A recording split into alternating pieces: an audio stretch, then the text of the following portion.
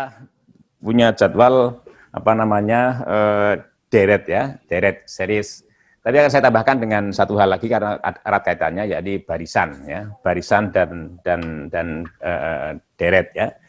Jadi judulnya barisan dan deret ya. Sequence and series gitu ya. Nah, apa namanya? Ada apa yang disebut sebagai barisan ya, dan ada yang disebut sebagai deret gitu. Oke. Nah, saya akan bahas dulu barisan. Jadi sesuai dengan namanya, barisan oleh karena itu apa namanya istilahnya himpunan yang beranggotakan dalam hal ini ya yang kita bicarakan adalah bilangan-bilangan. Dan kemudian bilangan-bilangan itu diberi apa namanya label yang menunjukkan sukunya begitu. Jadi ada barisan yang suku-sukunya itu ya. Jadi anggota barisan itu disebut sebagai suku. Nah, sukunya itu infinite. Ada juga barisan yang sukunya finite ya. Jadi sebagai contoh barisan yang sukunya finite gitu ya. Misalnya 1 2 3 X dan seterusnya sampai dengan xn misalnya. Jadi ini adalah barisan yang beranggotakan n buah bilangan real misalnya. Jadi di mana x1, x2, x3 itu real. Tapi juga bisa x1, x2, x3, xn itu bilangan kompleks itu. Bisa juga seperti itu ya. Nah, ini barisan finite. Nah, bagaimana barisan infinite? Nah, ini saya tulis seperti ini. X1 misalnya x1, x2, x3 dan seterusnya.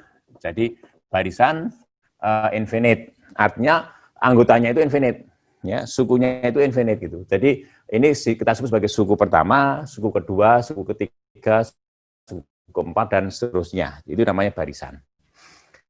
Good. Nah, apa yang dimaksud dengan barisan yang beranggotakan bilangan-bilangan real atau barisan yang beranggotakan bilangan-bilangan kompleks? Nah, ada juga barisan yang beranggotakan fungsi-fungsi. Jadi bisa contoh ini F1, F2, F3, dan seterusnya. Jadi ini di mana Fn ya itu merupakan fungsi misalnya, suatu fungsi ya, fungsi. Gitu.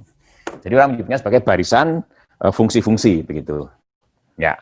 Nah, nanti ada konsep yang disebut sebagai deret ya, deret. Apa bedanya barisan dan deret?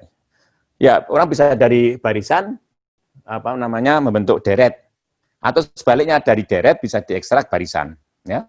Nah, deret itu ini jumlahan ya, misalnya deret n buah bilangan misalnya. Maka yang dimaksud adalah x1 ditambah x2 ditambah x3 dan seterusnya sampai dengan xn. Nah, orang disebut sebagai n deret yang tersusun atas n buah bilangan. Bisa real, bisa kompleks. Ini termasuk deret finite gitu. Jadi biasanya kalau orang bicara deret finite, yang dibicarakan adalah jumlahan keseluruhan itu hasilnya seperti apa. Oke. Nah, kalau deret infinite seperti ini, x1 ditambah x2 ditambah x3 ditambah dan seterusnya. Ya, ini deret finite. Nah, ada juga deret fungsi. Deret yang suku-sukunya itu fungsi. Jadi di dalam deret pun juga ini disebut sebagai suku ya. Suku pertama, suku kedua, suku ketiga, suku ke n. Suku pertama, suku kedua, suku ketiga dan seterusnya gitu. Ya.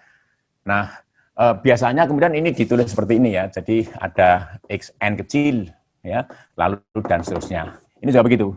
Nanti ditambah dengan xn kecil ditambah terus karena infinite ya. Jadi n itu menandakan suatu suku ya di sana gitu.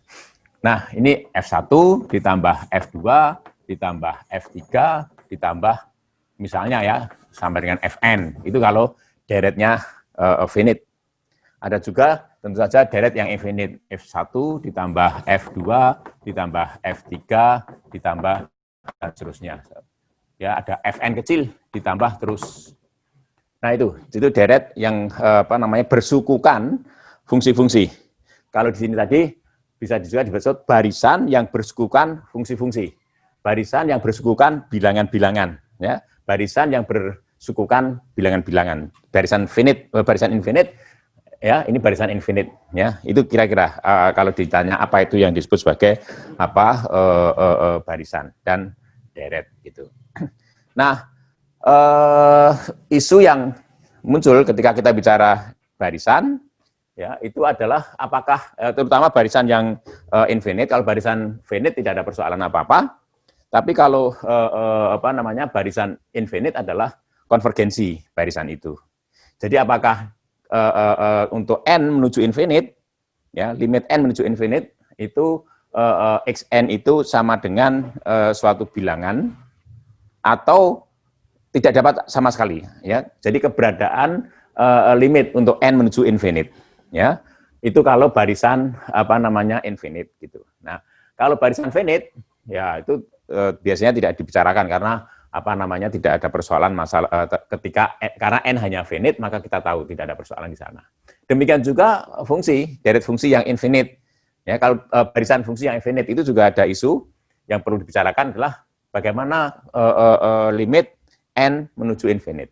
Ya, jadi di sini ya persoalannya adalah ketika ini limit n menuju ke infinite ya di barisan ini. Jadi ini maupun yang di sini. Jadi keduanya ini kemudian muncul isu yang harus dibicarakan, yakni limit ketika barisan itu ketika n menuju infinite berupa bilangan ada, ya, atau bisa infinite nilainya, ya, atau minus infinite, atau kita tidak tahu sama sekali, ya, tidak ada sama sekali, ya, itu. Oke, nah suatu barisan dikatakan konvergen, jadi mudahnya ngomong gitu ya, nanti karena kalau bicara lebih jauh agak susah, karena bisa saja kita bicara konvergensi barisan itu dengan menggunakan konsep delta, epsilon dan n, ya, itu agak susah, maka saya mudahnya ngomong gitu aja, bahwa kalau limit n menuju infinite itu ya berupa bilangan finite, ya, maka itu dikatakan konvergen.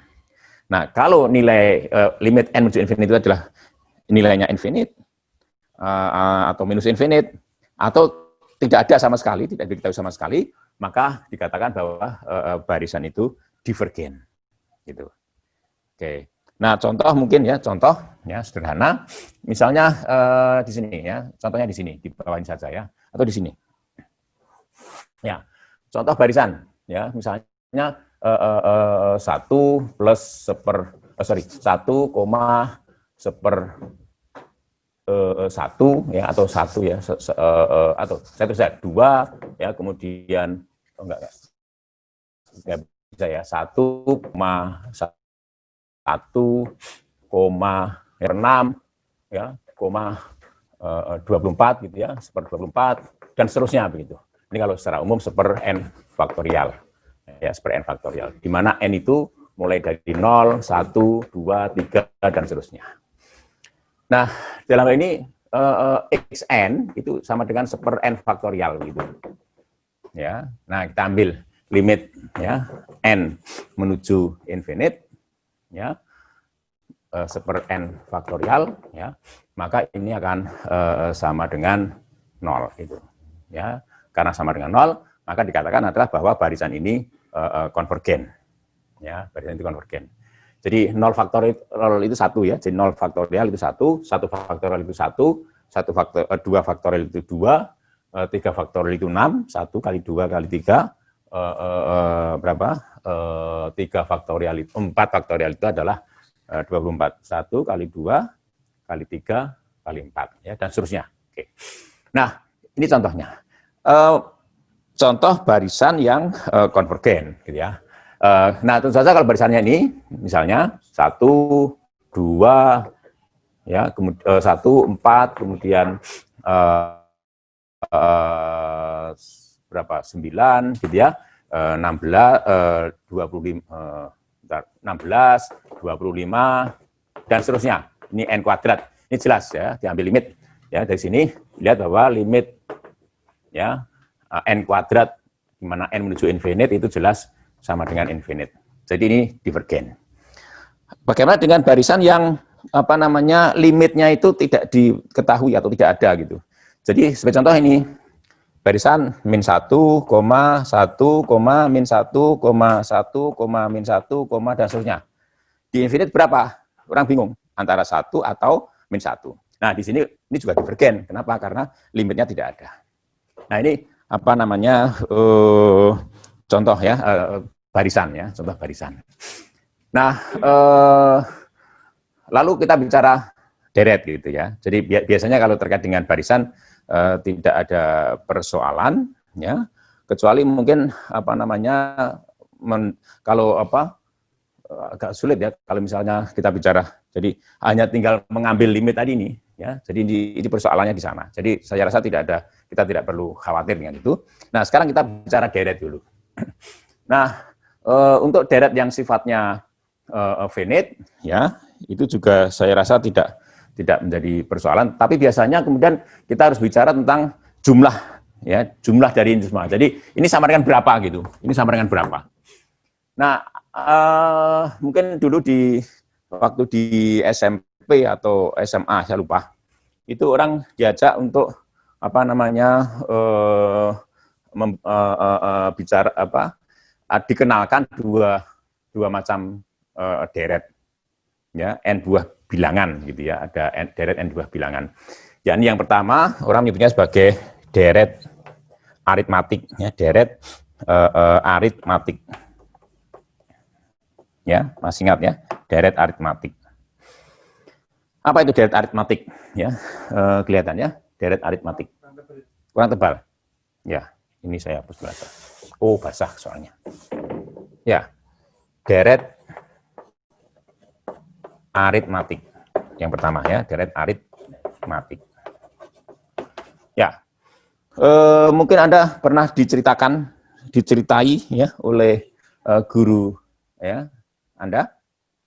Jadi suatu waktu ya di suatu desa kecil ya di Jerman ya, itu sekitar 1800-an sekian gitu ya. Itu ada seorang guru yang waktu itu sibuk gitu ya. Karena sibuk ya, maka kemudian dia apa namanya menyerahkan apa istilahnya memberi tugas kepada siswa-siswinya. Guru kelas 1 SD ya, bayangkan guru kelas 1 SD. Ya, kemudian apa namanya diminta anak SD kelas 1 itu ya waktu itu menghitung ya 1 ditambah 2 ditambah 3 ditambah 4 ditambah 5 dan seterusnya gitu. Sampai 100 gitu. Nah, bisa dibayangkan seorang anak SD kelas 1 ya harus menghitung bilangan 1 tambah 2 tambah 3 tambah 4 dan seterusnya. Jadi bisa bayangkan cukup panjang, cukup lama waktunya, sehingga guru bisa mengerjakan apa namanya tugasnya sehingga selesai gitu. Tapi baru sejenak ya kira-kira 3 menit begitu, itu ada seorang anak di kelas itu tunjuk jari dan menyebutkan hasil jumlahannya begitu. Ya. Good. Nah, gurunya kaget begitu. Dan ternyata benar gitu hasil perhitungannya. Nah, anak kecil itu bernama ini Carl Friedrich Gauss. Friedrich Gauss. Ya, ini ya. Dan kota kecil itu atau desa itu namanya Göttingen gitu. Ya. Nah, itu bagaimana cara Gauss menghitung 1 tambah 2 tambah 3 tambah 4 itu tidak dilakukan dengan cara sederhana itu. 1 tambah 2, 3, 3 tambah 3, 6, 6 tambah 4, 10, enggak caranya enggak semacam itu. Ya. Yang dia lakukan caranya adalah seperti ini. Ya. Yang dilakukan caranya seperti itu.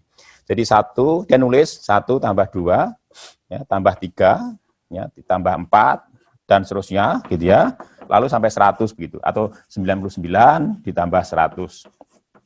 Nah, kemudian dia tulis dalam urutan yang kebalik. Dia tahu bahwa penjumlahan itu sifatnya komutatif gitu. Jadi ini mulai 100 ditambah 99 ditambah 98 dan seterusnya gitu ya. Nanti sampai dengan ini tambah 2 ditambah 1. Nah, ini kalau dijumlahkan ya, jadi kalau ini namanya S100 gitu.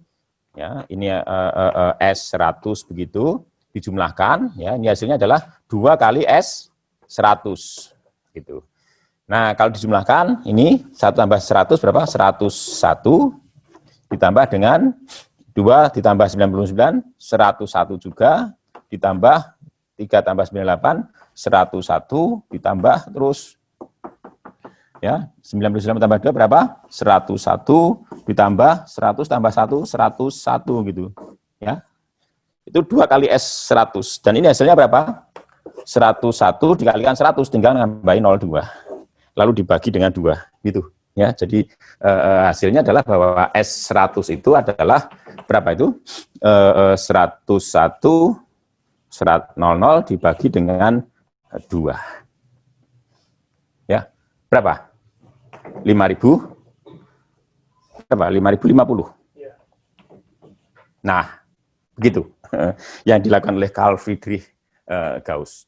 Nah, ini orang menyebutnya sebagai contoh dari deret aritmetik. Ya, jadi deret aritmetik itu deret yang untuk mendapatkan suku berikutnya itu ditambahkan apa namanya beda, istilahnya beda. Jadi kalau beda itu saya sebut sebagai B, suku pertama saya sebut sebagai A, begitu. Ya, maka suku ya xn ya xn itu sama dengan A ya 2A ya 2A berapa? Bentar. Ini kayaknya agak baca. Ada yang ingat? Ya, berapa?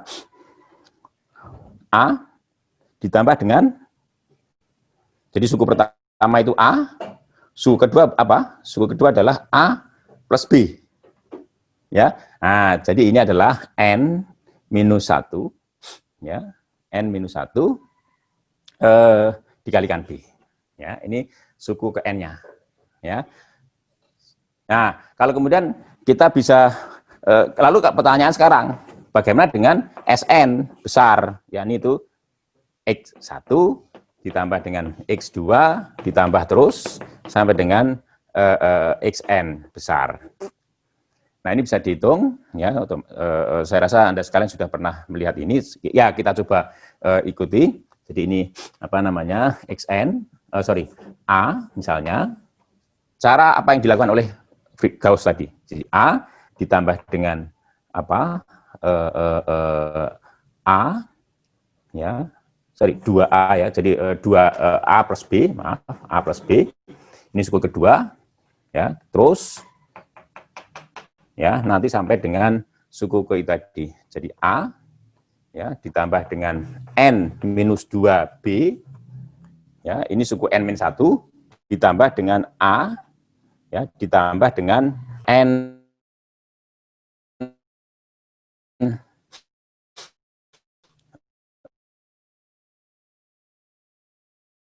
minus 1B. Oh, N besar. Nah, jika dibalik besar, ini sama dengan itu, juga SN besar tentu saja sama dengan apa namanya dibalik ya. Jadi B ya ditambah A ditambah dengan N min 1 dikalikan B, lalu ditambah dengan A ditambah apa?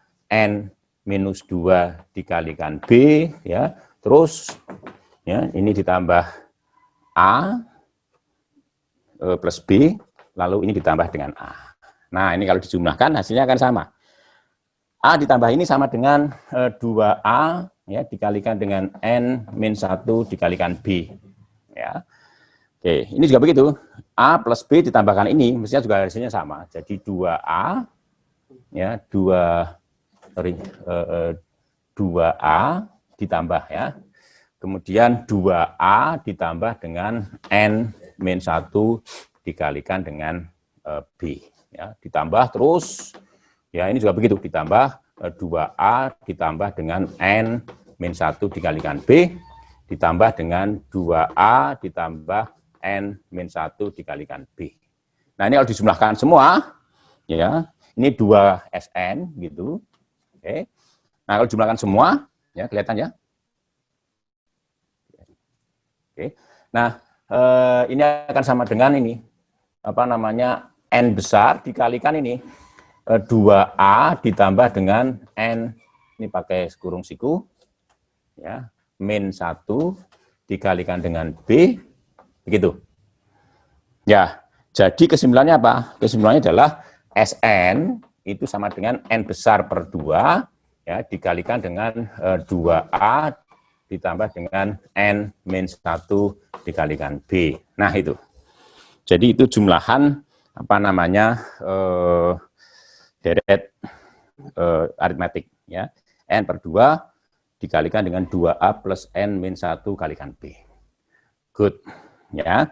Nah, kemudian berikutnya ada jenis deret yang lain namanya deret geometrik gitu ya, deret geometrik. Good. Deret geometrik ya. Jadi langsung aja. Jadi rumusnya adalah Sn atau Sn kecil itu sama dengan A itu suku pertama. Kemudian dikalikan dengan Rn min 1.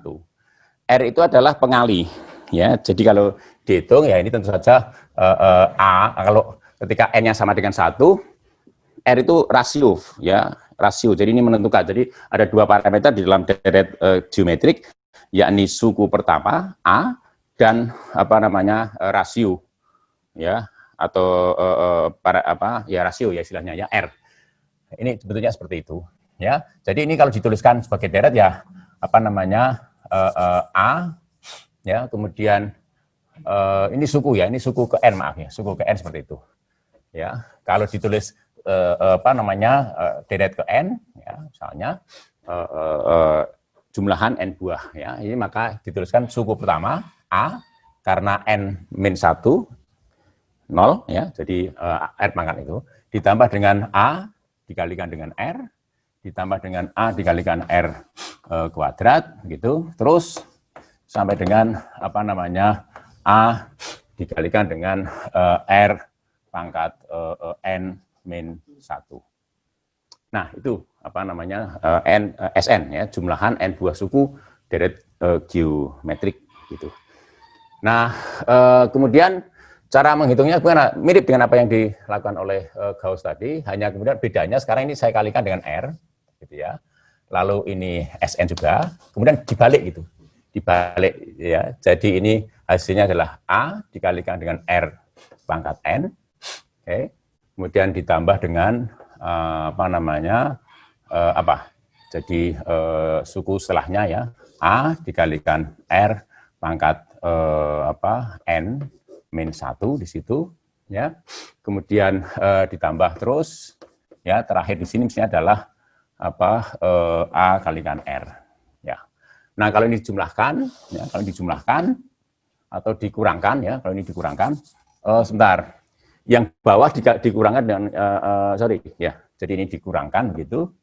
Ya, tergantung dari R-nya itu ya. Jadi kalau misalnya kita kurangkan, maka hasilnya ini misalnya adalah apa namanya 1 minus R ya dikalikan dengan Sn ya.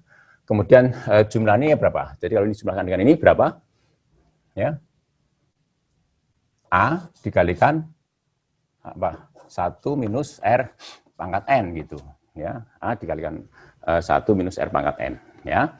Kemudian ini juga. Jadi kalau ini ini dikurangi ini ya, ini dikurangi ini. Oke. Berapa? Kalau dikeluarkan ini hasilnya apa? A dikalikan R dikurangi dengan R pangkat N min 1. Begitu. Sebentar. Saya salah ya, saya salah. Jadi yang apa namanya dikurangkan begini. Jadi ini yang saya kurangkan dengan ini gitu ya. Lalu ini saya kurangkan dengan ini atau gimana? Oke. Ya, kalau saya tuliskan ya, saya tuliskan hasilnya intinya begini. Jadi nanti hasil dari jumlahan itu ya, ini bahwa ini A dikalikan dengan 1 minus R pangkat N ya. Lalu dibagi dengan 1 minus R gitu ya. Bagaimana mendapatkan ini ya. Jadi sebenarnya ini dikurangi ya, ini dikurangi dengan sehingga kemudian apa namanya suku yang di bawah itu nanti apa namanya hasil itu tadi ya. Oke. Jadi ini aja ya. Jadi intinya bahwa apa namanya suku jumlahan N buah suku deret geometri itu seperti ini ya. Jadi kalau jumlahkan nanti ruas kanan itu akan sama dengan A kali 1 minus R pangkat N begitu. Ya, kemudian alhasil kemudian jumlahnya semacam ini. Ya, saya rasa gitu. Atau mungkin ada yang usul yang meluruskan ini? Agak lupa saya. Ya. Ada yang meluruskan? Tidak ada. Ya. Kalau tidak ada kita lanjut ya. Good. Nah, berikutnya ada apa namanya deret yang lain ya. Ini deret kedua ya, ini deret kedua, deret geometrik ya kedua. Kemudian yang ketiga ya itu deret ya yang namanya apa namanya aret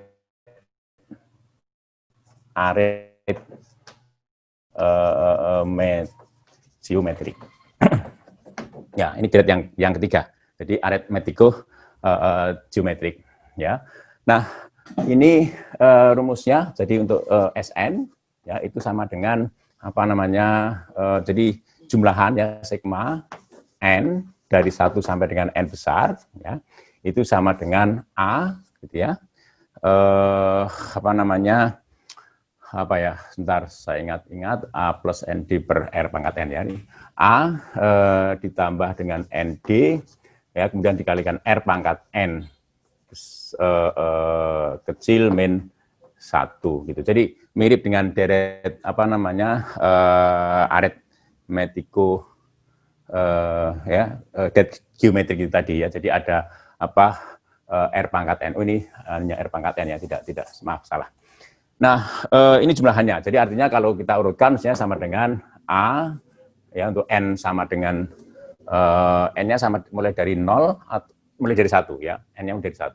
Jadi N-nya mulai dari 1, jadi A, kemudian yang pertama ya, A ditambah ND, ya, kemudian dikalikan dengan R, gitu ya, kemudian ditambah dengan A, ditambah dengan, ini D ya, D, lalu ini N-nya 2, ini berarti 2D, dikalikan R pangkat 2, ditambah dan seterusnya. Jadi nanti akan sampai dengan A ditambah dengan N besar D, dikalikan R pangkat N. Jadi mungkin ini baru pertama kali ya kita coba ungkapkan. Maaf menyela Bapak. Ya. Maaf menyela. Oke, silakan. Ada yang usul tadi untuk deret geometrinya Pak, nggak usah dibalik Pak. Pak Rosid itu yang dikeluarkan A-nya, Pak, bukan R-nya. Yang dikeluarkan A-nya, betul kan? Ya. Ya, jadi yang dikurangi itu AR dikurangi AR. AR2 dikurangi AR2. AR, A nggak dikurangi. AR dikurangi AR. Ini nggak dikurangi. AR dikurangi. AR yang kanan sekali, bawah kanan sekali. Ini? Nggak, AR dikurangi AR yang paling bawah, jadi kan hilang. Jadi A-nya ya. Amin R. Ya, jadi ini kalau dikurangkan ini hilang dari ini ya? Hilang. Dan itu, betul ya? Ya. Terus berikutnya apa? AR itu hilang. Ini? AR hilang, AR2 hilang. AR kuadrat hilang. Hilang. Nah, Terus tinggal A dikurangi AR pangkat N. A-nya dikeluarkan. Ya, A-nya dikeluarkan. Betul kan? Ini salah ya. Oke, makasih ya. Ya, sudah lama sekali. Hampir 30 tahun nggak bicara itu. Ya, good. Ya, sekarang kita saya kenalkan ya, mungkin baru sekali ini mungkin mahasiswa ya fisika Indonesia mengenal deret aritmetiko geometrik ya. Deretnya semacam ini. Jadi artinya apa namanya sintesa antara deret aritmetik dan deret geometrik itu. Nah, bagaimana apa namanya jumlahannya gitu ya. Jadi secara umum kalau ditulis SN begitu ya silakan dilakukan, digunakan untuk latihan ya, bagaimana mendapatkan deret itu ya. Jadi kalau ini dijumlahkan ya, itu hasilnya adalah apa namanya A gitu ya, minus ya apa namanya A ya ditambah dengan N min 1 dikalikan D begitu, lalu dikalikan dengan R pangkat N gitu ya. Lalu ini dibagi dengan 1 minus R. Ya, belum berhenti di situ, masih ditambah dengan apa namanya R, ya, kemudian dikalikan dengan D, dikalikan 1 minus R N, ya, min 1. Dibagi lagi ya dengan 1, ya, minus R kuadrat. Ya, ini 1 minus R, ini 1 minus R dikuadratkan. Ya, jadi saya rasa begitu. Ya, ini jumlahannya. Nah, yang penting ya dari deret geometrik dan deret aritmetiko-geometrik itu ya itu pengambilan limit menuju infinite. Ya, jadi kalau deret aritmetik dengan parameter apa namanya deretnya, jadi B beda, kemudian A ini adalah suku awal, maka untuk n ya n ini menuju infinite ya hasilnya pasti akan infinite ya, persoalannya di situ. Jadi kita tidak lagi bicara itu. Tapi kalau di dalam deret geometrik dan deret aritmetiko geometrik masih ada kemungkinan apa namanya konvergen ya, itu ketika R itu ya kurang dari 1. Ya kurang dari 1. Jadi kalau R kurang dari 1, ya ini R ini positif ya. Jadi R itu dipilih bilangan real positif, jadi ya antara 0 sampai 1. Nah, jika R itu apa namanya dipilih apa kurang dari 1, maka kita bisa mengambil limit ini. Jadi untuk ya untuk R kurang dari 1 ya ya untuk 0 kurang dari R kurang dari 1, maka kita dapatkan limit ya n menuju infinite dari Sn itu sama dengan ya.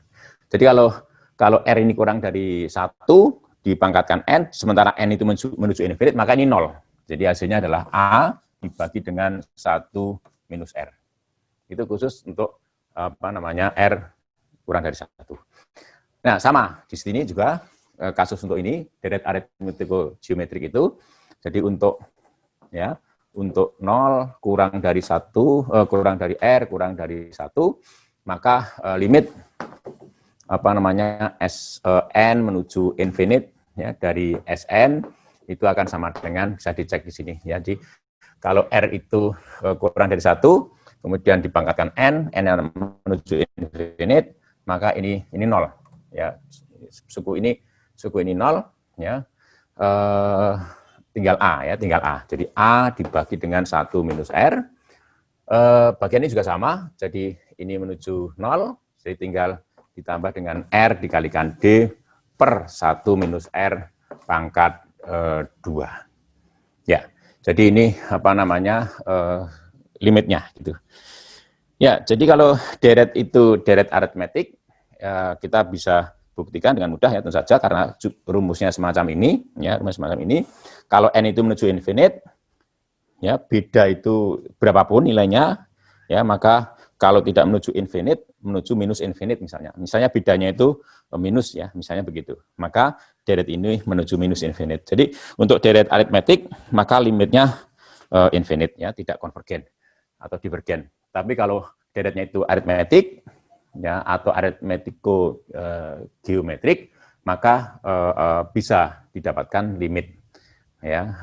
Artinya untuk R kurang dari 1, maka barisan infinite-nya adalah konvergen ya dengan jumlahan semacam ini. Ya, dengan jumlahan seperti ini. Ya, itu apa namanya untuk deret ya geometrik. Nah, kemudian kita sekarang coba bicara sembarang deret ya. Jadi isu yang akan kita bicarakan tentu adalah apa namanya terkait dengan konvergensi ya, terkait dengan konvergensi. Jadi yang akan kita bicarakan bagaimana kita menguji konvergensi suatu. Good. Yang pertama saya akan bicara dulu deret absolut ya, deret absolut.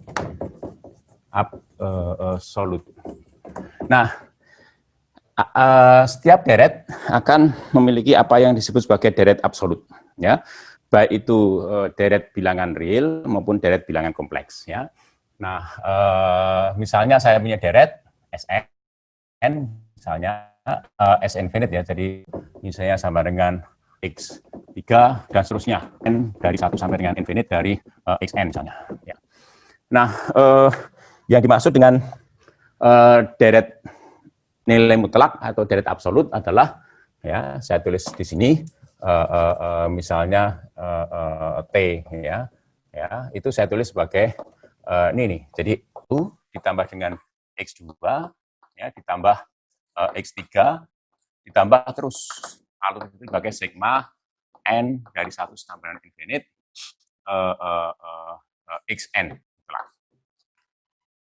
Ya, jadi kalau ini bilang x1, x2, x3, dan seterusnya itu ada deret bilangan real, maka yang di bawah ini kita namakan sebagai deret mutlak ya bagi deret yang di atas itu.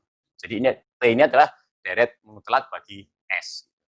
Nah, kalau X1, X2, X3 dan seterusnya itu merupakan apa namanya bilangan ya, himpunan bilangan barisan bilangan-bilangan deret bilangan-bilangan kompleks, maka yang di bawah ini apa namanya tetap juga sebenarnya disebut juga sebagai deret mutlak ya bilangan bagi deret yang di atas. Hanya saja nilai di sini adalah modulus bagi bilangan kompleks itu. Nah, yang menarik adalah hubungan antara deret mutlak dan deretnya itu sendiri. Ya. Jadi hubungannya begini, kalau deret mutlak itu konvergen, ya, deret mutlak itu konvergen, maka otomatis deretnya itu konvergen. Ya. Jadi jika P itu konvergen,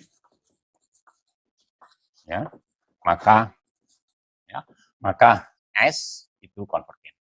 Itu yang pertama ya, konvergen. Ya, jadi kalau kita melihat ada suatu deret, ya, bilangan beranggotakan bilangan apa namanya real tidak negatif, ya, dan kita lihat bahwa deret itu konvergen, ya, maka deret lain yang apa namanya mirip dengan deret itu hanya mungkin ada beberapa perbedaan tanda suku, maka simpulkan saja bahwa deret itu konvergen. Ya, jadi sebagai contoh misalnya, ya sebagai contoh ini deret 1 ditambah dengan 1/2 kuadrat ya 1/4 ya berarti ditambah dengan 1/9 ditambah dengan 1/16 gitu ya ditambah dan seterusnya. Ini konvergen. Ya ini kan deret geometrik ya, deret geometrik. Ini konvergen. Ya.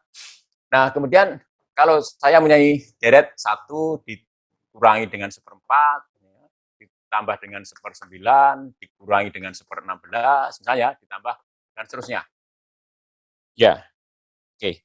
Nah maka kemudian kita bisa simpulkan bahwa yang di bawah ini konvergen. Jadi ini konvergen. Konvergen. Mengapa ini konvergen?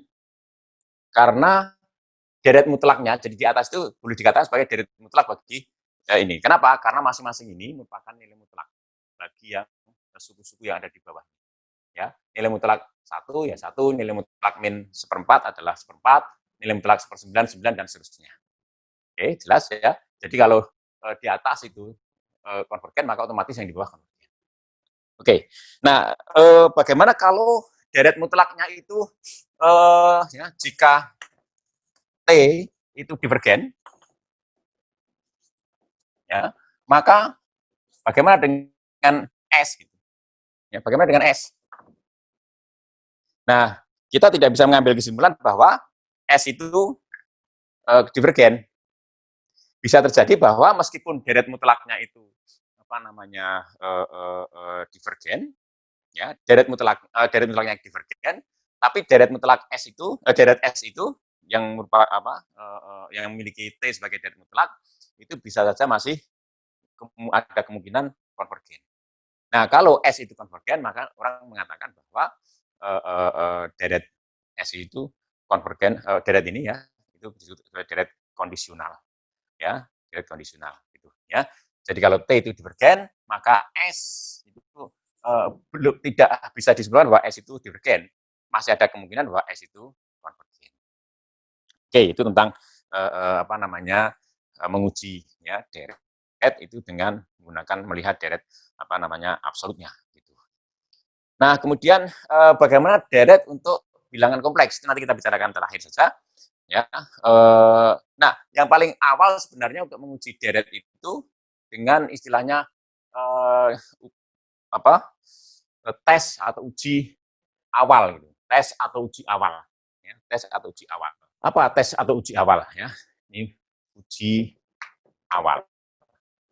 Ya, uji awal. Bentar. Atau gini aja, atau misalnya sekarang saya bicara langsung aja biar mudah ya, karena sekarang gimana kalau saya punya deret ini, deret STU, misalnya U adalah deret Z1 ditambah Z2 ditambah Z3 ditambah dan seterusnya gitu. Dengan Zn itu adalah bilangan kompleks. Ini hanya untuk bicarakan aja. Nah, kalau Zn itu bilangan kompleks, ya, maka Zn itu bisa dituliskan sebagai Xn ditambah dengan I, ini adalah bilangan imajiner, dikalikan dengan Zn. Gitu. Ya. Nah, sehingga kemudian kalau ditanyakan U, itu mestinya akan sama dengan, apa namanya, kalau ditulis sebagai sigma N dari 1 sampai dengan infinite dari Zn, gitu ya, maka UN itu bisa ditulis sebagai sigma N dari 1 sampai dengan infinite dari Xn ditambah dengan IZN. Nah, ini mestinya bisa dipisah jadi dua bagian, sigma N dari 1 sampai dengan N, Xn, ditambah dengan I dikalikan sigma N dari 1 sampai dengan infinite dari Zn. Oke. Nah, kalau kita ambil limit, ya, jadi jumlahan ini, maka lihat ya, jadi kalau kedua suku jumlahan ini, ya kita bisa lihat bahwa ternyata jumlahan bilangan-bilangan kompleks bisa disusun atas dua deret bilangan real. Ya. Deret bilangan-bilangan kompleks bisa dituliskan sebagai dua deret bilangan real. Yang pertama adalah bagian realnya, yang kedua adalah bagian imajiner. Oke. Nah, oleh karena itu konvergensi deret U itu bergantung pada konvergensi masing-masing deret real ini. Ya, kalau salah satu deret real itu tidak konvergen atau divergen, maka otomatis U itu divergen. Ya, nah jadi konvergensi U menuntut konvergensi dua deret real itu. Oke, jadi U itu konvergen, ya, konvergen. Jika dan hanya jika, ya, jika dan hanya jika sigma N dari 1 sampai dengan Xn, ya, sampai dengan infinite, ya, sampai dengan infinite, Zn itu konvergen. Cara membaca ini, kata jika dan jika itu artinya ini, jika U itu konvergen, maka sigma Xn dan sigma Zn itu konvergen. Dan sebaliknya, jika kedua ini konvergen, maka U itu konvergen. Gitu. Jadi, untuk menentukan konvergensi Zn, ya kita harus menentukan ini. Gitu. Oke. Kecuali tadi misalnya deret mutlak, deret modulus bagi Zn ini itu apa namanya konvergen, maka Zn itu otomatis konvergen. Bisa nggak membuktikan? Jadi kalau deret modulus ya dari ini, deret mutlak bagi Zn itu apa namanya, bagi U itu ya, bagi U itu konvergen, maka U itu konvergen. Saya rasa nanti bisa dibuka untuk latihan ya. Good. Nah, sekarang yang pertama ya, uji atau tadi uji awalan ya, uji awalan. Ya, uji awalan. Kalau saya sebut sebagai pre-test nanti tidak dikira apa namanya seperti mau kursus ya, ada pre-test. Enggak, ini jadi saya sebut uji awalan. Apa itu uji awalan? Ya, dilihat. Jadi ambillah limit n menuju infinite dari xn. Ya. Nah, tentu di sini akan ada dua kemungkinan, ya, ada dua kemungkinan, ya, 0, ya, atau ini yang menarik, ya, atau apa namanya infinite gitu. Jadi atau tidak sama dengan 0, tidak sama dengan 0, ya, 0 atau tidak sama dengan 0. Good. Nah, kalau apa namanya, jadi ungkapannya begini, ungkapan untuk uji awalannya adalah ya limit ya n menuju infinite ya xn sama dengan 0 merupakan syarat perlu. Ya, syarat perlu untuk deret ini ya sigma n dari 1 sampai infinite xn itu konvergen. Ya, saya tulis di syarat perlu. Ya, hati-hati di sini cara membacanya ya. Jadi limit n menuju infinity dari xn sama dengan 0 itu merupakan syarat perlu untuk deret ini konvergen. Ya, artinya apa itu? Artinya begini. Artinya kalau deret itu konvergen, jika deret itu konvergen, maka ini berlaku ya. Jadi ini sama saja mengatakan ya, jika sigma n dari 1 sampai dengan infinite ya xn itu konvergen ya, konvergen, maka limit n menuju infinite dari 1 per xn itu sama dengan 0. Jadi makna kalimat ini sama dengan atau ekivalen dengan makna kalimat ini. Hati-hati ya. Jadi kesimpulannya apa? Kesimpulannya begini. Kalau limit, jadi kita tidak bisa mengambil kesimpulan apapun ya untuk konvergensi deret itu, tetapi kita bisa mengambil hanya divergensinya, gitu ya. Jadi kalau meskipun kita apa namanya menghitung limit ini dan ini benar, maka kita belum bisa menentukan apakah deret itu konvergen atau tidak. Jelas ya. Jadi hanya ada harapan bahwa, jadi kalau ini dihitung dan ini berlaku, maka ada harapan bahwa apa namanya deret itu konvergen. Tapi belum tahu bahwa itu deret itu konvergen atau tidak. Nah, tetapi kalau kita bisa menghitung bahwa ini tidak sama dengan 0, ya, jadi ini tidak berlaku, bahwa limit n xn menuju infinite dari xn itu tidak sama dengan 0, ya, maka kita bisa memiliki kesimpulan bahwa deret itu divergen. Cukup jelas ya. Jadi ini makanya disebut sebagai uji awalan dan ini hanya bisa menentukan itu divergen atau tidak, ya, tapi tidak bisa menentukan konvergen atau tidak. Jadi gitu. Jadi kalau limit ini sama dengan 0, maka ada harapan bahwa deret itu konvergen. Ya, tapi kita tidak bisa menentukan, ya, tidak bisa memastikan bahwa deret itu konvergen dengan uji ini. Ya, kita hanya bisa mengatakan seandainya limit ini tidak berlaku, ya, persamaan ini tidak berlaku, limit n menuju infinity dari xn itu apa namanya tidak sama dengan 0, ya, maka apa namanya dipastikan bahwa deret itu divergen. Cukup jelas saya rasa, ya. Saya rasa cukup jelas. Apa perbandingan, ya, perbandingan. Ya. Jadi di sini kalau namanya perbandingan, maka deret yang kita tinjau itu harus dibandingkan dengan deret, ya. Jadi seperti tadi T sama dengan apa namanya X1 atau tadi pakai S, ya. S sama dengan X1 ditambah X2 ditambah X3 ditambah dan seterusnya. Kemudian ada T, ya. Oke, ini Z1 ditambah Z2 ditambah Z3 ditambah dan seterusnya, gitu. Nah, seandainya T, jadi misalnya kasus yang pertama, T itu konvergen, ya. Oke. Nah, kemudian apa namanya, kita coba bandingkan tiap suku antara T dan S. Jadi bisa terjadi suku-suku awal itu suku untuk S itu lebih besar daripada suku untuk T. Bisa terjadi. Tapi itu belum bisa diambil kesimpulan, gitu ya. Nah, kemudian ketika kita melihat bahwa suku-suku setelah suku tertentu itu ternyata misalnya ya setelah, ya, jika setelah suku, ya, ke n, ya, n sembarang, ya, tergantung pada deretnya itu berlaku,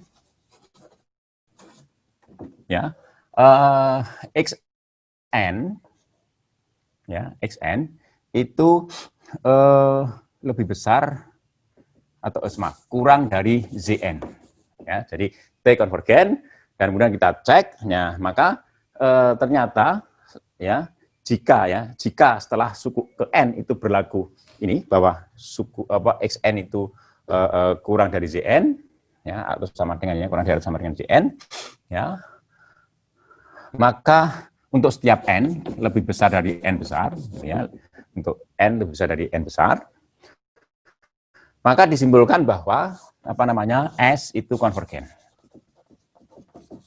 Ya, ini. Oke. Ya, ini dicari deret yang konvergen, lalu deret yang ditinjau itu kemudian dibandingkan. Nah, jika berlaku situasi ini, maka deret itu dikatakan deret yang konvergen. Good. Nah, yang kedua, B itu T divergen. Ya, T divergen. Mungkin ada pertanyaan, seandainya ternyata sebaliknya berlaku bahwa Zn itu besar, ya, maka kalau suku-suku deret S itu ternyata untuk n, ya, untuk n besar tertentu, ya, untuk n kecil yang lebih besar daripada n besar tertentu itu lebih besar daripada suku-suku T gitu. Ya, maka kita tidak bisa mengambil kesimpulan. Ya, dalam hal ini saya tulis di sini ya, jika ya untuk n lebih besar daripada n besar berlaku Zn itu kurang dari Xn, ya, maka tidak bisa ditentukan. Ya, konvergensi, ya, konvergensi S tidak bisa ditentukan,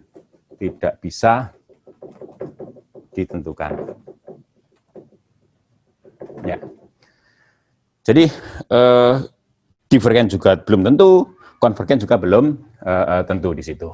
Oke, ya. Good. Nah, sekarang kalau T itu divergen, ya, kemudian jika setelah suku n tertentu, ya, berlaku ya, bahwa xn itu lebih besar, ya, lebih besar atau sama dengan Zn, ya, maka, ya, S itu divergen. Ya, jadi untuk kasus ini, ya, jika diambil T itu divergen, maka jika setelah suku n tertentu itu berlaku ini xn itu lebih besar atau sama dengan Zn, maka diambil kesimpulan bahwa S itu divergen. Oke, semoga jelas, ya. Nah, kemudian juga kasus hampir serupa, ya, jika, ya, setelah suku n tertentu berlaku, ya, ini setelah suku n tertentu berlaku bahwa Zn itu kurang dari Xn, ya, Zn kurang dari, ya, jadi ini tadi, sebalik, lebih besar, ya, dari Xn, ya, maka konvergensi S tidak bisa ditentukan.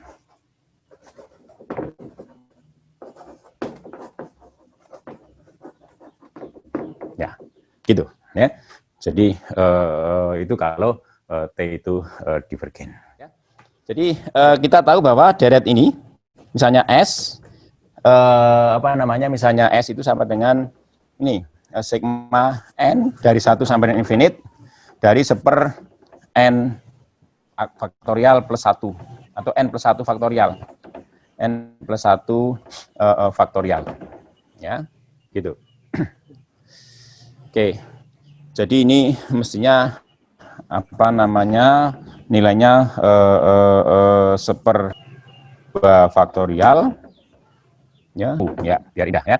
Nah, ini 2 faktorial ya, untuk n sama dengan 1 berapa?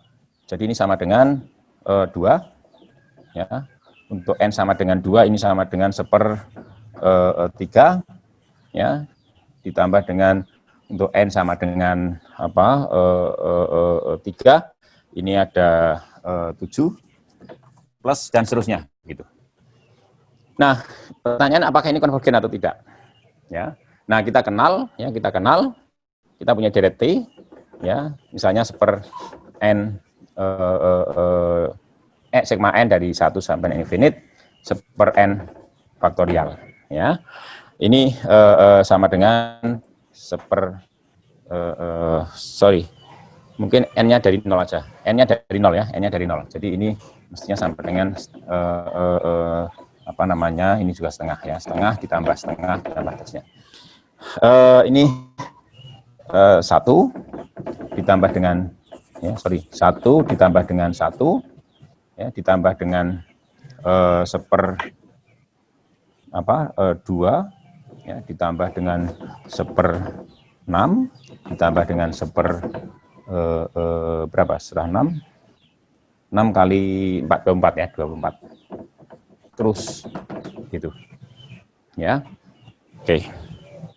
Nah, kalau ini diteruskan berapa? Ya, ini 1/25 gitu ya, 1/25 dan seterusnya. Ya. Ini cukup berapa? 1, 2, 3, 4, 5. Ya. 1, 2, 3, ya, 4, 5 dan seterusnya. Oke. Nah, kita lihat di sini. Untuk suku pertama, ya deret yang di atas itu kurang dari yang di bawah, ya. Demikian juga yang kedua dan seterusnya. Jadi sebenarnya nampak sekali di sini, ya bahwa xn, ya, di atas ini xn ya, itu kurang dari atau ditulis ya xn yang sama dengan 1/n faktorial plus 1, ya, itu kurang dari zn yang sama dengan 1/n faktorial. Nah, ini konvergen karena ini akan sama dengan bilangan Euler E. Ya, ini kurang dari infinite, ya. Nah, oleh karena itu karena ini konvergen dan tadi ini berlaku, ya, maka tentu saja yang di atas itu konvergen. Ini contoh ya deret uji perbandingan. Jadi deret diuji konvergensi deret diuji dengan deret yang lain yang sudah diketahui konvergensinya atau sebaliknya ya diuji dengan deret lain yang sudah diketahui divergensinya. Oke, mungkin sampai di sini ya, sudah saya kasih contoh 1. Jadi masih ada banyak ujian untuk deret. Ya. Dari Awi Muhammad Awab dari Bintan. Monggo. Pertanyaannya terkait dengan deret tak hingga yang divergen. Apa yang dimaksud dengan konsep dari tak hingga itu? Mungkin bisa Bapak jelaskan karena divergen itu terkait dengan jumlahnya yang tak bisa ditentukan dan besarnya yang tak berhingga. Nah, apa makna dari tak hingga itu, Bapak?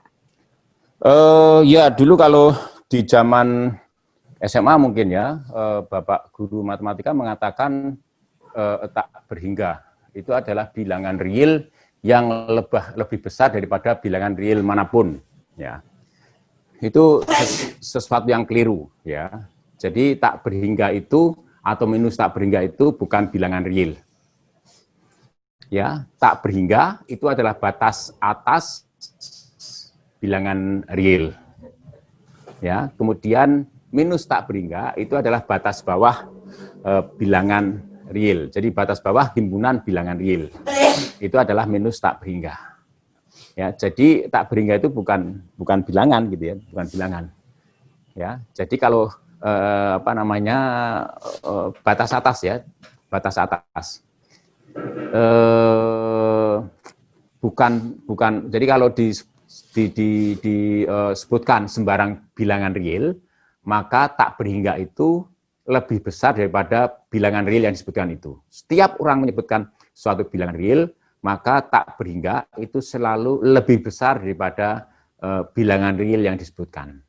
Ingat ya, bilangan real itu tidak termasuk Ya, himpunan bilangan real itu tidak termasuk tak berhingga.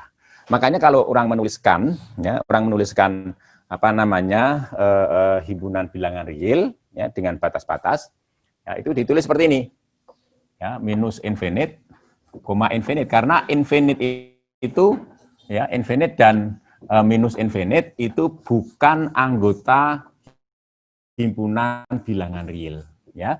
Minus infinite dan infinite itu bukan bilangan real. Sekali lagi bahwa bilangan real dan minus tak berhingga dan tak berhingga itu bukan merupakan bilangan real, tapi itu adalah batas atas dan batas bawah himpunan bilangan real. Jadi kalau disodorkan sembarang bilangan real, maka sembarang bilangan real itu dipastikan selalu lebih besar daripada minus tak berhingga dan selalu kurang dari tak berhingga. Ini kalau ditanyakan tak berhingga itu seperti itu. Gitu, Pak. Tidak ada pertanyaan lagi, Pak. Ya, kalau tidak ada berarti cukup jelas ya Orian hari ini, karena tidak ada pertanyaan. Ya. Mungkin ada yang boleh saya satu tanyakan, Pak? Ya, silakan. Kalau misalkan dengan uji perbandingan tadi ada T saat yang konvergen, kemudian saat Y ke N lebih kecil dari XN, kan tidak bisa ditentukan dia divergen atau konvergen. Bagaimana? Saat Jelas? XN, saat YN lebih kecil dari XN di dua uji konvergen dan saat T divergen. T Saat konvergen T, dan saat T Ya. Ya, gimana? Ya, betul. Jadi tadi saya tulis di sini tadi, jika ya ini tadi, jika untuk N lebih besar dari N yang untuk N tertentu, berlaku bahwa Zn itu kurang dari XN, sementara YN itu yang konvergen, ya, YN konvergen, T konvergen, maka tidak bisa ditentukan konvergensinya. Kita nggak tahu konvergen atau divergen. Terus bagaimana untuk mengujinya, Pak? Berarti tidak usah diuji lagi. Yang lain. Oh. Ya, diuji yang lain gitu. Okay. Ya, jadi maka saya tadi bahwa uji konvergensi banyak, tetapi tidak satupun yang istilahnya peng-pengan, ya, yang apa istilahnya bisa untuk semua kasus begitu. Jadi nanti bergantian. Jadi kalau memang tidak bisa diuji dengan satu tes, maka nanti diuji dengan tes yang lain. Cukup jelas ya. Jadi makanya uji konvergensi itu maka diketahui semua gitu. Sehingga kemudian kalau nanti menguji konvergensi suatu barisan deret, maka bisa berpindah-pindah. Jadi kalau tidak cocok, tidak bisa ditentukan dengan suatu uji konvergensi suatu jenis, maka nanti harus dengan uji jenis yang lain. Begitu. Iya. Iya, Pak. Ya, cukup jelas ya. Iya. Ada satu pertanyaan lagi, Pak. Ya, silakan. Boleh, Pak? Boleh. Dari Firdaus Nusur ITS. Oke, silakan. Terkait dengan uji awal tadi. Ya. Apakah deret yang tidak divergen belum tentu konvergen? Bisakah deret itu sekaligus tidak divergen dan tidak konvergen? Oh ya. Iya, Bapak. Oh ya. Ya. Ya artinya begini ya, Jadi suatu definisi dari konvergensi tadi kan ketika jumlahan semua ya, jumlahan itu kurang dari infinite gitu ya, atau lebih besar dari pokoknya finite lah gitu ya. Jadi nilai jumlahan keseluruhan itu finite gitu. Nah, kalau infinite berarti dikatakan divergen gitu ya. Nah, apakah ada deret yang tidak divergen sekaligus tidak konvergen gitu, atau ya begitu ya kira-kira?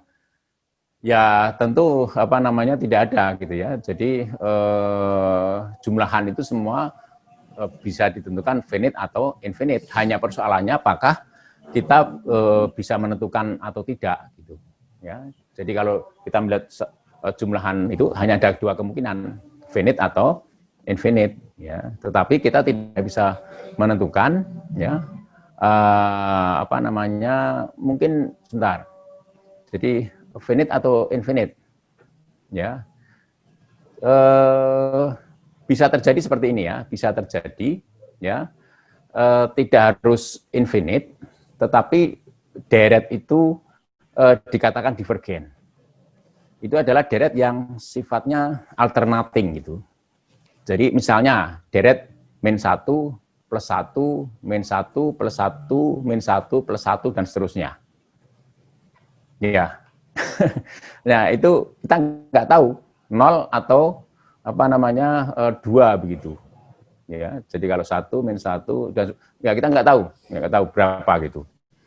Yang jelas tidak juga infinite ya. Jadi saya rasa juga tidak harus infinite gitu. Jadi min 1 tambah 1 min 1 lagi tambah 1 lagi min 1 lagi tambah 1 lagi dan seterusnya begitu. Ya, tentu itu tidak apa namanya alternating gitu ya, sini deretnya alternating. Itu contoh yang orang mengatakan bahwa itu tidak infinite, ya tidak infinite. Jadi apa namanya orang mengatakan itu divergen, itu mengatakan divergen, karena apa namanya secara alamiah kita tidak tahu dan tidak ada cara untuk menentukan, ya tidak ada cara untuk menentukan itu. Ya, jadi divergensi tidak harus terkait dengan infinite atau minus infinite, tapi juga terkait dengan apa namanya hal semacam itu. Bukan berarti bahwa kita secara subjek itu tidak tahu gitu, ya beda ya. Karena memang deret itu objektivity, ya itu tidak diketahui gitu, apa namanya limitnya gitu. Cukup jelas ya saya katakan. Ya, jadi tidak ada limitnya itu istilahnya, ya, tidak ada limitnya. Oke, jadi gitu kira-kira jawabannya ya. Jadi suatu deret dikatakan divergen apabila ya jumlahan itu infinite atau minus infinite atau apa namanya tidak diketahui apa namanya jumlahannya itu. Tidak diketahui itu bukan berarti kitanya yang tidak tahu, tapi memang secara alamiah deret itu sendiri memang tidak mungkin diketahui gitu loh. Bisa bedakan. Jadi kayak misalnya kalau kita melihat integral suatu fungsi ya. Ada dikatakan bahwa suatu fungsi itu integrable. Ya, ada juga suatu fungsi yang lain misalnya tidak integrable. Oke. Nah, tidak integrable itu dimaknai tidak bisa diintegralkan. Itu bukan berarti kemudian Anda tidak boleh kemudian mengusulkan pakai komputasi gitu. Enggak bisa. Jadi bahwa tidak integrable itu maksud saya bahwa fungsi itu sendiri memang secara alamiah itu tidak bisa diintegralkan. Limitnya tidak ada, ya, limitnya tidak ada. Oke. Bukan berarti kita tidak bisa mengintegralkan. Gitu loh. Sehingga kemudian jangan mengusulkan untuk mengintegralkan dengan komputasi gitu misalnya. Ini sama saja. Jadi bagaimana menentukan apa namanya limit atau nilai dari barisan deret itu? Kalau infinite atau minus infinite, ya itu jelas itu divergen. Tapi ketika kita apa namanya deret itu jumlahan ya deret itu sendiri tidak bisa ditentukan. Tadi misalnya min 1 tambah 1 min 1 tambah 1, itu kalau dengan menggunakan komputer apapun nggak bisa ditentukan. Ya, nggak bisa ditentukan apa namanya jumlahannya. Ya itu termasuk divergen gitu. Cukup jelas ya, pertanyaan itu cukup bagus ya. Jadi artinya apa namanya membawa kita pada pendalaman makna dari apa namanya divergensi tadi ya. Jadi 1 infinite atau minus infinite ya, limitnya ya. Atau yang tadi apa namanya tidak bisa ditentukan. Ya, tidak bisa ditentukan itu bukan karena kita yang tidak bisa menentukan, tetapi karena deret itu sendiri secara alamiah tidak bisa ditentukan, gitu, nilainya, gitu. Saya rasa itu ya, semoga menjawab yang digalaukan. Ya. Sekarang waktunya jam 5.43 waktu Indonesia Barat. Ada satu pertanyaan yang muncul, apakah Bapak tanggapi atau mungkin nanti selanjutnya, Pak? Ya, sekalian, ya. Apa pertanyaannya? Pertanyaannya apakah divergen dan konvergen itu bisa dilihat dari mungkin terkait dengan yang tadi terkait dengan visual grafik fungsinya dari penampakan fungsinya, visual grafik fungsinya sehingga dapat ditentukan dia divergen atau konvergen dari jumlahan yang mengecil atau finite? Oh tidak, jadi kita tidak bisa menentukan konvergen suatu barisan dengan hanya melihat apa namanya grafiknya aja, misalnya turun gitu ya, jadi N besar lalu suku-sukunya menurun, nggak bisa. Jadi contohnya nanti deretin aja N, ya, sigma N